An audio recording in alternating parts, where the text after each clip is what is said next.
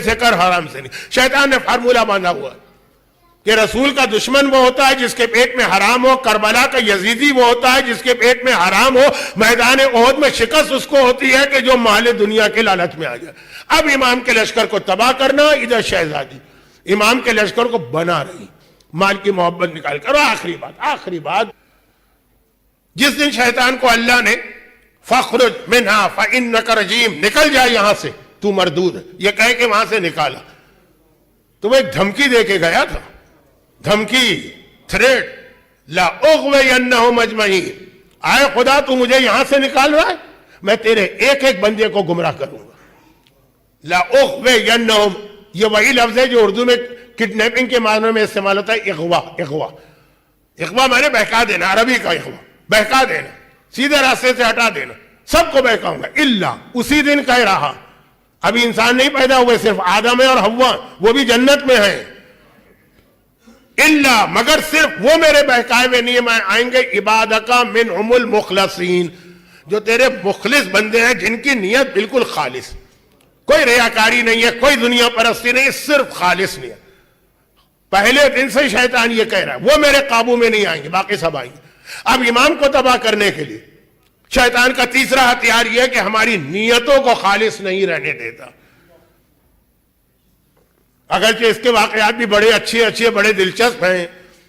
ایک واقعہ تو بچوں تک کو یاد ہے کہ بہلول دانا نے مکان بیچا، زبیدہ نے بغیر دیکھے خریدا، ہارون دیکھ کے خریدنے آیا۔ بہت مشہور واقعات بہت ہیں، یعنی میں کہہ رہا ہوں کہ اس پہ پوری ایک الگ مجلس ہو جاتی، لیکن اب بات ختم کرنا۔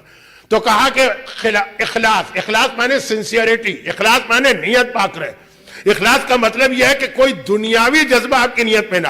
پہلے دن سے شیطان کہہ رہا ہے وہ لوگ تو میرے قابو میں آئیں گے ہی۔ تو اب شیطان کیا کرے گا؟ امام زمانہ کی فوج کو اپنے قابو میں کرنے کے لیے ان کی نیتیں خراب کرے گا۔ یہاں تک تین باتیں ہوئی نا، اب آئیے بالکل اس کا نتیجہ، ایک سمری، ایک رزلٹ، ایک خلاصہ نتیجہ۔ اچھا، ہمارے پاس کچھ گناہوں کے لیے ایک مثال والی حدیث ہے، خاص دو گناہ، ایک شراب اور ایک جھوٹ۔ گناہوں، ہر گناہ کے لیے کوئی حدیث تو ہے نا، کسی مجتہد یا مرجع نے اپنی طرف سے تو نہیں کہا کہ یہ چیز گناہ، کوئی حدیث آئی ہوگی، مگر مثال کے ذریعے سے حدیث سمجھائی۔ امام نے ارشاد فرمایا الخمر مفتاح کل شر، ہر خرابی کی چابی کا نام ہے شراب۔ الکذب مفتاح کل شر، ہر خرابی کی چابی کا نام ہے جھوٹ۔ اب بہت سارے لوگ یہاں پر ہیں جو، بلکہ میرے خیال میں تو تقریباً 90% جو عمرے اور حج پہ جا چکے، وہاں آپ ہوٹل میں جائیں، بلڈنگ میں جائیں تو آپ کے کمرے کی چابی دیتے مفتاح۔ آپ حرم سے واپس آتے ہیں، آپ کا کمرہ کھولنا ہے تو آپ جا کے کہتے مفتاح مانے چابی۔ اب کیا سمجھانا چاہ رہے؟ سمجھانا یہ چاہ رہے معصوم، دیکھو ایک کمرہ بہت بڑا، سارے گناہ اس کے اندر رکھ دو، سارے گناہ لا کر اٹھا کے جمع کر کے جتنے گناہ ہیں سب لا کے رکھ دو، اس کو بند کر کے تالا لگا دو۔ شراب اس کی چابی۔ اگر تم نے شراب پی تو گویا اس کمرے کا تم نے تالا کھول لیا، سارے گناہ نکل کے تم پر آ جائیں گے۔ اسی طرح جھوٹ، سمجھو دنیا کے جتنے بھی گناہ وہ ایک کمرے میں بند ہے اور اس پہ تالا لگا ہوا، قفل، لاک، لیکن اس کی چابی ہے جھوٹ۔ اگر تم نے یہ چابی گھما دی، جھوٹ بولا، تو خالی جھوٹ نہیں رہے گا، سارے گناہ ایک ایک کر کے آ جائیں گے، ایک کے بعد دوسرا گناہ کرو گے۔ اب یہ دو گناہوں کے لیے ایک حدیث آئی، ٹھیک ہے؟ ایسی ہی ایک حدیث میں بنا رہا ہوں، حدیث تو نہیں، حدیث سے ملتی جلتی تھی۔ شیطان امام زمانہ کی فوج کو تباہ کرنا چاہتا ہے۔ تین باتیں آئیں، بے حیائی پھیلا کر، مال کی محبت پیدا کر کے، اور نیت پہ خود غرضی، اخلاص ختم کر کے۔ شہزادی یہ تینوں چیزیں ہم کو سکھا رہی ہیں۔ اخلاص کے حوالے سے شہزادی کے واقعات نہیں آ سکے کیونکہ ٹائم ختم ہو رہا ہے، لیکن شہزادی یہ تینوں چیزیں سے ہم کو بچا رہی ہیں۔ مال کی محبت نکالو، اتنا ہی ہم سے کہہ رہی ہیں جتنی ہماری طاقت ہے۔ یہ نہیں کہہ رہی ہے کہ تمہارے گھر میں مال نہ ہے، حرام طریقے سے نہ ہے۔ حیا کا شہزادی کا اعلیٰ ترین معیار ہے، ہماری عورت کے لیے بالکل معمولی معیار رکھا۔ اب شیطان نے کیا کیا؟ امام کی فوج کو تباہ کرنا، امام کی فوج کو بننے نہیں دینا۔ اس نے ایک ایسی چیز ایجاد کر لیا، اس میں ساری چیزیں آ گئی۔ جیسے تمام گناہ کمرے میں ہے تو چابی اس کی کیا ہے؟ شراب یا جھوٹ. شیطان کو امام کی فوج تباہ کرنا ہے, اس نے ساری چیزیں ایک جگہ جمع کر دی, کہا یہ چیز ان کو دے دو. اب ان کے دل میں مال کی محبت بھی پیدا ہوگی, اب ان کی نیت میں خرابی بھی آئے گی, اب یہ بے حیا بھی ہوں گے. اس چھوٹی سی چیز کا نام ہے آئی فون یا موبائل فون. دیکھیں دنیا کا یہ اتنا بڑا اس وقت فتنہ. مولا کی ایک حدیث ہے شادی کے حوالے سے کہ عورت کے ساتھ رہنا بھی مشکل ہے, عورت کے بغیر رہنا بھی مشکل ہے. ایسے کچھ محاورے بھی اردو پنجابی میں ہیں.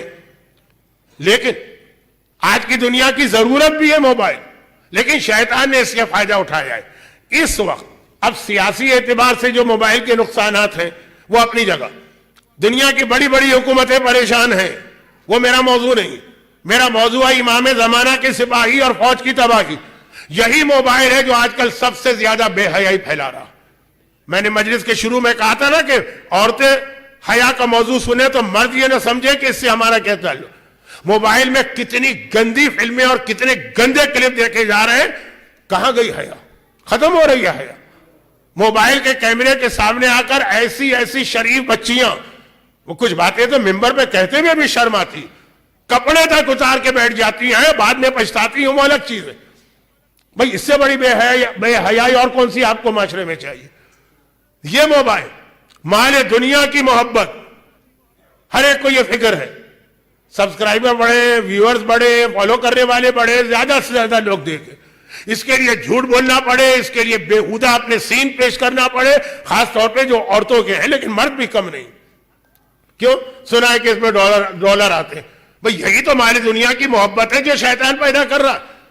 ہم جب سنتے ہیں مال حرام تو ہمارے دل میں خیال آتا ہے شراب بیچنے سے جو پیسے آئیں گے, یا جھوٹ بول کر جو پیسے کمائیں گے, یا کاروبار میں دھوکہ دے کے, یہ بھی حرام ہے. ہاں اگر کوئی جائز چیز ہے, اگر کوئی مستحب چیز ہے, وہ الگ چیز. لیکن بات اس وقت ہے کہ زیادہ اس کا استعمال کیا. یعنی میں اتنے شریف گھرانوں کو جانتا ہوں جو سوچ بھی نہیں سکتے تھے کہ ان کی بچی نے ٹک ٹاک کا ایسا کلپ بنا کے وائرل کیا. وہ مر جائے غیرت سے, انہیں نہیں پتا. کیونکہ ایک موبائل ہے, لڑکی اپنے کمرے میں ہے, کمرے میں نہ بھی ہو تو 24 گھنٹے کون اس کو مانیٹر کر سکتا ہے. ایسی ایسی چیز. پھر جو موبائل کے اندر نامحرموں سے انٹریکشن ہوتا ہے, پھر جو اس میں مقابلے ہوتے ہیں, پھر اس میں جو نمبر دیے جاتے ہیں کہ تم اتنا لباس اتارو تو اتنے نمبر ملیں گے, اور اتنا لباس اتارو. کیا ممبر پہ شہزادی کونین کی مجلس میں یہ باتیں, شرم آتی ہے. لیکن یہ مسئلہ یہ بے حیا بنا رہا ہے ہمارے بچوں کو.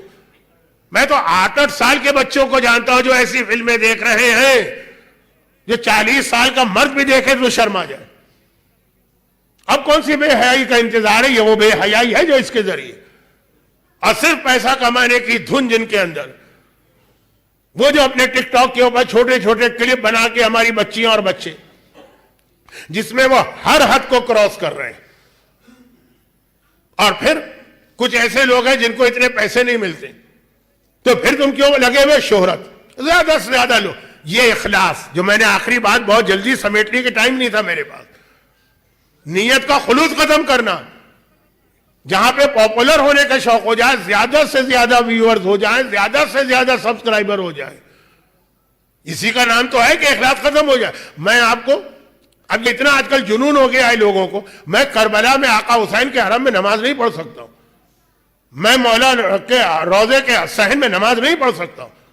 کسی ایسے موقع پہ جاؤں جو بالکل خاموشی کا ہو, جو اب آج کل نہیں رہا, ادھر نماز شروع کی. معلوم کو انڈیا کا قافلہ 200 کا آیا, سب کے موبائل میری طرف ہو گئے. کوئی کراچی کا قافلہ آیا 500 کا, سب کے موبائل طرف ہو گئے. نماز نہیں پڑھی جاتی. اب ان کو پیسے نہیں مل رہے, بس یہ شہرت, پاپولر ہونا, کلپ زیادہ سے زیادہ وائرل ہونا, زیادہ سے زیادہ سبسکرائبر.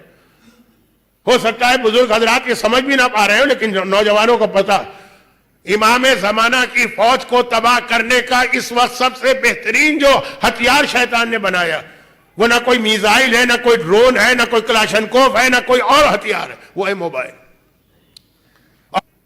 نہ کوئی حکومت, نہ کوئی والدین, نہ کوئی معاشرہ, یہ اتنا تنہائی والی چیز بن کے رہ گئی.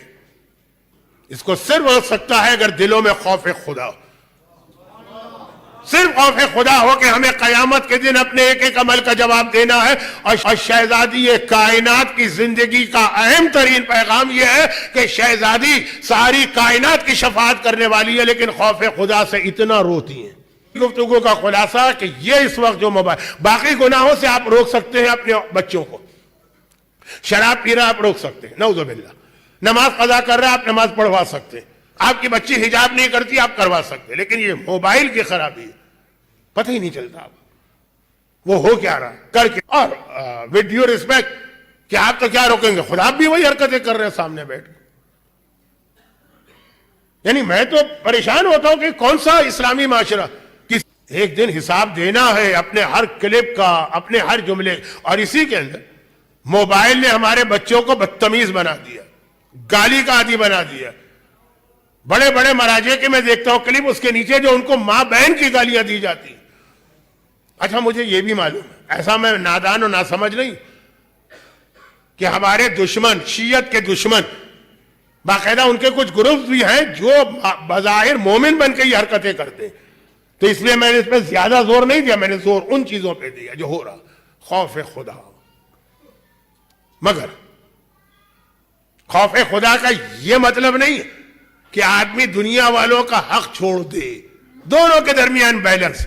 خوف خدا اتنا مسلح, اتنا گیلا ہو جائے جیسے ابھی بارش ہوئی ہے اور اس میں کپڑے اور زمین گیلی ہوتی, لیکن ساتھ میں ہر ایک کا حق بھی ادا کرنا. عورت ہے تو شوہر کا حق ادا کرنا ہے, شوہر ہے تو بیوی کا حق ہے, ماں ہے تو اولاد کا حق ہے.